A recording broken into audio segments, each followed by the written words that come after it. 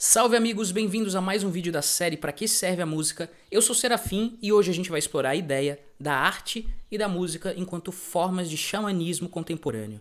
Quais são as relações entre o campo da estética e o campo dos estados alterados de consciência? Vamos lá!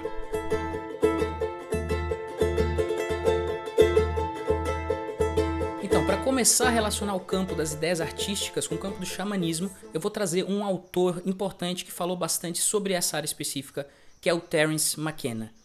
O Terence é um americano etnobotânico, o que basicamente significa que ele estuda a relação das plantas dentro de um contexto cultural e antropológico, o que significa que ele estuda enteógenos, ou seja, plantas sagradas em rituais e religiões de certas culturas que podem alterar os nossos estados de consciência, ou expandir os estados de consciência, ou nos conectar com uma dimensão mística, etc. E o Terence, na verdade, para além de ser um estudioso dessa área, ele é um explorador, ele próprio, porque ele é conhecido como uma pessoa que fez vários experimentos de consciência, tomando esses enteógenos, consumindo eles em uma situação de controle, onde ele estava sozinho e tomava uma dose alta o suficiente. Então, algumas pessoas, inclusive, chamam ele e outros de um verdadeiro psiconauta, no sentido de que ele é um nauta, ou seja, um marinheiro da psique, da mente, que ele é um explorador da mente. É quase como se você tivesse uma atitude científica em relação aos estados mentais, que você quisesse ser experimental. Ou seja, eu não vou assumir nenhum dogma e nada do que me disseram sobre isso. Eu vou experimentar por mim mesmo, vou pesquisar isso e, no caso do Terence, eu vou trazer isso de volta para as pessoas na forma de falas, de palestras. Esses experimentos e a importância que Terence via nos enteógenos e no estado alterado de consciência fez com que ele se interessasse também pelo campo do xamanismo, que dentro das várias religiões do mundo é um campo que tem muita preocupação, uma preocupação firme em você ter uma experiência imediata daquilo que você está falando como místico, onde não simplesmente se elaboram ideias a respeito, mas se experiencia isso em primeira pessoa. Mas o que isso tem a ver com a arte e com a música, afinal? Bom, eu vou trazer aqui um trecho de uma palestra do Terence McKenna que está aqui no YouTube, onde ele fala justamente dessa relação estreita entre xamanismo e entre arte, música, artes em geral, e como existe uma espécie de aproximação e afastamento entre essas esferas ao longo da história da música e ao longo da história da música ocidental. Então, vamos ouvir o que o Terence tem a dizer sobre isso. I'm sure that we couldn't carry out a discussion of this sort without observing that the prototypic figure for the artist, as well as for the scientist, is the shaman. The shaman is the figure at the beginning of human history that unites the doctor, the scientist, and the artist into a single notion of caregiving and creativity. And I think that, to whatever degree art over the past several centuries has wandered in the desert, it is because this shamanic function has been either suppressed or forgotten. And different images of the artist have been held up at different times. The artist as artisan, the artist as handmaiden of a ruling class or family, the artist as designer for the production of integrated objects into a civilization. This notion of the artist as mystical journeyer, as one who goes into a world unseen by others and then returns to tell them of it, was pretty much lost in the post-medieval and Renaissance conception of art up until the late 19th century or early 20th century, where, beginning with the Romantics, there is a new permission to explore the irrational. This really is the bridge back to the archaic shamanic function of the artist. Permission to explore the irrational. Bom, aqui tem muitas ideias, então vamos explorar uma de cada vez. A primeira coisa que eu queria destacar da fala do Terence é que ele está nos dando a ideia, ou está pressupondo, que a arte assume várias e diversas funções para grupos humanos diferentes em épocas diferentes. Isso basicamente quer dizer que a pintura, ou a música, ou o teatro podem ser vistas como técnicas, como tecnologias em si mesmo neutras, mas que em cada grupo, em cada tempo, elas assumem um certo propósito. As pessoas usam esses meios para fazer determinadas coisas, ou para sentir determinadas coisas, ou para apresentar determinadas coisas. E que isso muda bastante o caráter da arte. Então, depende de como a arte se conecta com a cultura como um todo, ou com, às vezes, com a elite econômica ou a elite cultural que domina esses meios de expressão, etc e etc. E o que ele mostra é justamente que a arte poderia ter uma função xamânica, que a arte enquanto um xamanismo, ou seja, suprindo um pouco da função do xamanismo, é algo que poderia acontecer a qualquer momento, mas não acontece, que tem algo especialmente na nossa cultura ocidental que traz uma espécie de afastamento para com essa ideia xamânica da arte. A outra ideia, que é a mais importante que ele traz, é a noção de que o xamã é essa figura que reúne o cientista, o médico e o artista. Portanto, na figura desse ser arquetípico, que é o xamã, não existe uma diferenciação entre essas áreas. Na verdade, é um pouquinho de ciência, sim. Existe um conhecimento sobre o xamanismo, existe um conhecimento xamânico. É um pouco de medicina, porque ele envolve uma terapia, uma cura de um paciente ou de uma comunidade. E ele é também artístico, porque ele envolve meios tais como a música.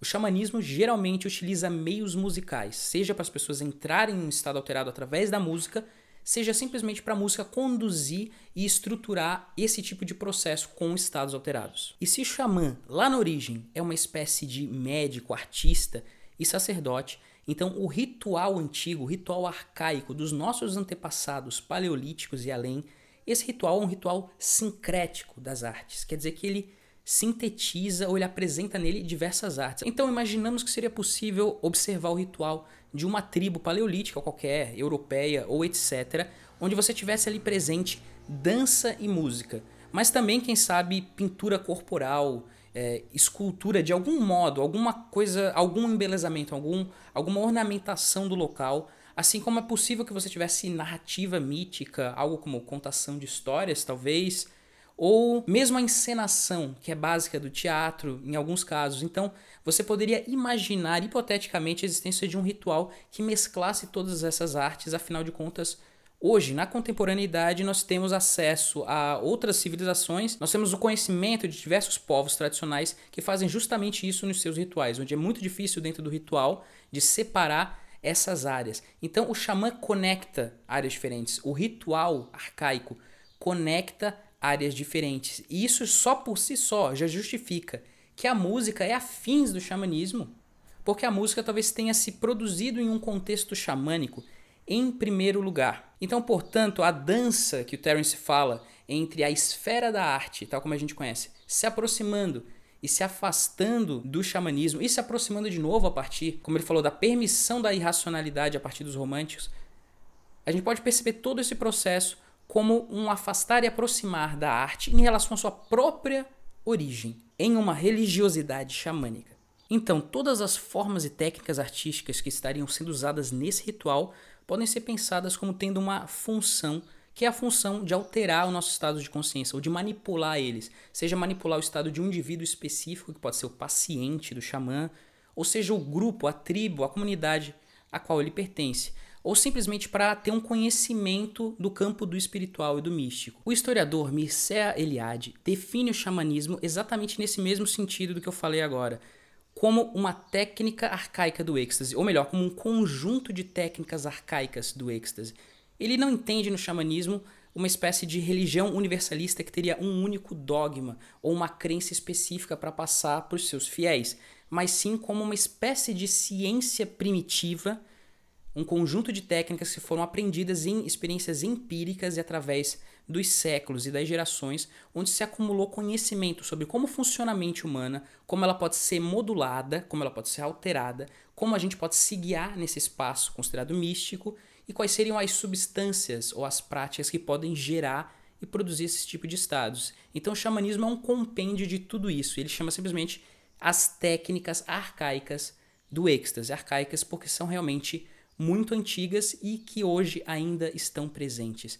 Nessa concepção, se a gente lembrar do ritual xamânico, a música poderia ser considerada uma técnica arcaica do êxtase também, porque a música sempre esteve relacionada com o xamanismo e não tem nenhum motivo para a gente duvidar que lá na origem, lá no período paleolítico, há 30 mil anos atrás que seja, ou mais, que naquele momento a religião paleolítica, enquanto uma espécie de xamanismo arcaico, estava conectada sim com a música e com outras formas de arte, numa grande harmonia. Eu não vou entrar muito a fundo aqui na música do xamanismo propriamente dito, porque isso é um próximo vídeo.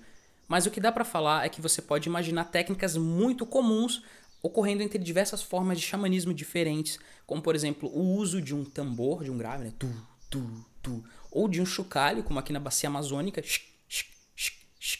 para causar uma espécie de onda estável no ritmo, uma continuidade na qual a consciência do xamã consegue segurar aquela onda, ela consegue surfar naquela onda, ele ou então a comunidade, e dessa forma isso consegue condicionar um estado alterado de consciência. Essa é apenas uma das maneiras de pensar como o ritmo pode ser usado em culturas xamânicas para realmente promover ou guiar esses estados. Tem muitas outras, né? Uma observação só, que na definição do Mircea Eliade do xamanismo enquanto técnicas arcaicas do êxtase, ele não quer dizer com isso que todos os xamanismos sejam iguais. Na verdade, o xamanismo é um complexo de fenômenos muito diferentes. Tem o xamanismo siberiano, o xamanismo propriamente dito, o xamanismo da bacia amazônica, o xamanismo das outras regiões da América do Norte, etc.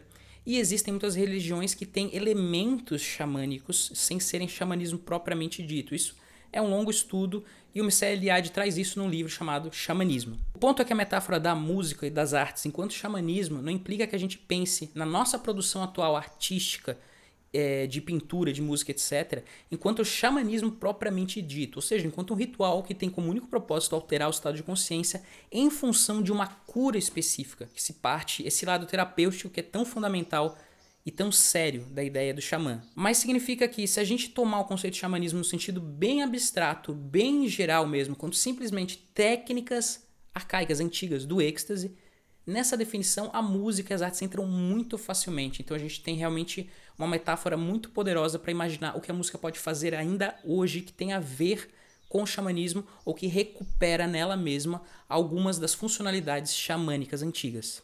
Agora, se a gente pode falar da música feita em contextos xamânicos, a gente também pode falar do xamanismo como um todo, enquanto tendo sido originado da própria música. Isso é especulativo, mas é ao menos provável, como trouxe o etnomusicólogo John Blacking com a sua teoria da protomúsica e da protodança. John Blacking começou observando o tipo de som e de expressão de movimento e som que surgem nas pessoas quando elas estão num estado alterado de consciência, como quando elas estão num transe religioso. Então Blacking partiu disso e lançou a hipótese de que no início nós, enquanto seres humanos, fomos fazer música pela primeira vez numa tentativa consciente de tentar recuperar esses sons que acontecem durante um estado de transe ou êxtase, numa tentativa de recuperar o êxtase em si mesmo.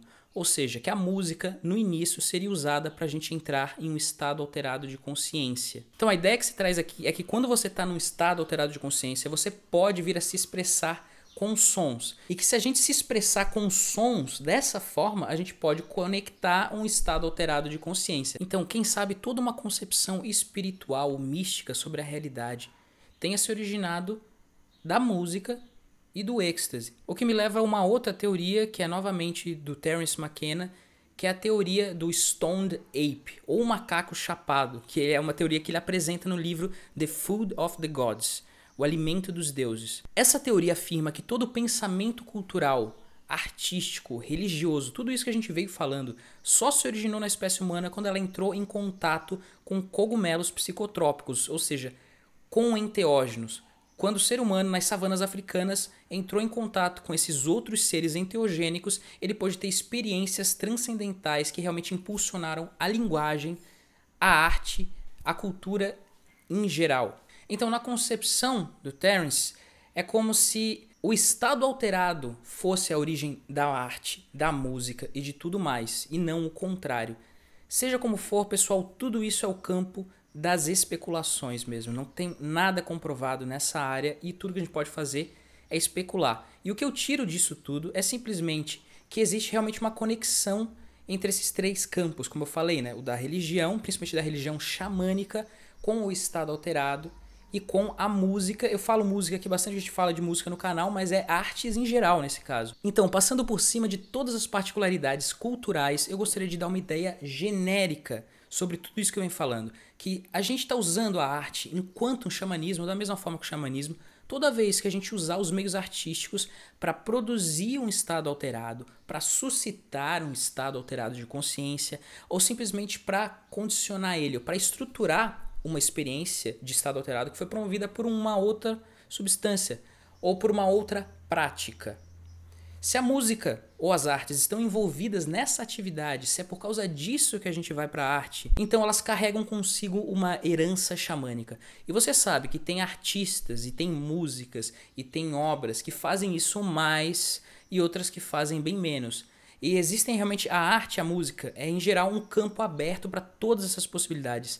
A xamânica, a metáfora com o xamanismo, é apenas uma dessas possibilidades, mas que eu acho uma das mais interessantes, sinceramente. Então, se muito do que eu disse nesse vídeo se provasse correto, a gente teria uma ideia da música na origem da religião e do êxtase. Então, o que merece explicação não é tanto como que a música ou a arte pode ser xamânica, mas sim por que ela não é tão xamânica quanto poderia ser hoje em dia. Afinal, o xamanismo enquanto uma religião tem um aspecto universal, você tem práticas tipo xamânicas em quase qualquer lugar do mundo.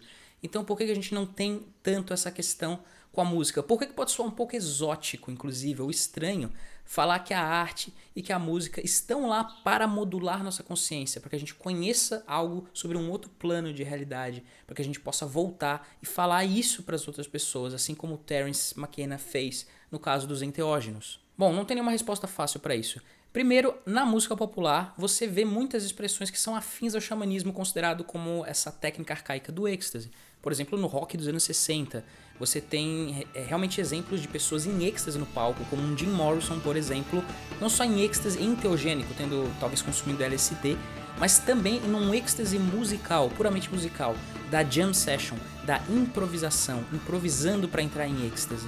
Por outro lado, mesmo na música popular, como na música clássica, e especialmente na música clássica erudita, a ideia da música como exclusivamente para causar estados alterados de consciência é uma ideia realmente estranha. Então, existe uma concepção muito generalizada, que realmente faz parte do nosso senso comum cultural da música, que pensa na música mais como um objeto, como uma obra, né? Como uma sinfonia, como uma canção, uma peça a ser apresentada de um palco para um público que assiste e julga se essa peça é bonita ou não. Isso é uma outra função da música. Isso tem muito mais a ver com aquilo que o Terence falou da concepção do artista enquanto alguém que é um serviçal da elite, ou então do artista como uma espécie de designer de produtos para apresentar na sociedade, e não do artista como esse cientista, médico, músico, artista que é o xamã. Então, a minha proposta para vocês é pensarem e fazerem a música nesse sentido xamânico. A música enquanto veículo de estados de consciência. Por quê? Porque isso é muito produtivo em si mesmo. A gente vai descobrir muito se fizer as coisas dessa forma. A gente vai conseguir se explorar bastante a nossa subjetividade, a nossa consciência. E a gente vai prestar atenção, de uma vez por todas, de que pequenas técnicas musicais, pequenos sons, progressões harmônicas, etc., produzem um imenso efeito na nossa consciência e que a gente, através de uma forma de concentração, pode se guiar nisso e entrar em fluxo musical, que é um estado de êxtase musical que eu explico em tantos outros vídeos que a gente já fez aqui na série para que serve a música. E aí, curtiu? Achou interessante? Faltou alguma coisa sobre esse assunto, xamanismo e música? Eu sei que tem muitos outros links que dá para assumir, tem muitos outros autores que falam sobre isso. É um assunto bem legal e inesgotável. É um assunto muito massa e inesgotável. Então, pessoal, por favor, mandem seus comentários dizendo o que faltou nesse vídeo, o que eu poderia fazer para melhorar esse vídeo, e entra num diálogo comigo, porque eu adoro conversar sobre essas coisas. Eu vou responder os comentários de vocês com muito prazer. Não se esqueçam de se inscrever no canal, ativar o sininho das notificações, porque isso me dá uma força tremenda. E vamos chegar aí a 1000 inscritos, estamos quase lá. Então se inscreve, chama um amigo para se inscrever e te vejo no próximo Pra Que Serve a Música. Salve!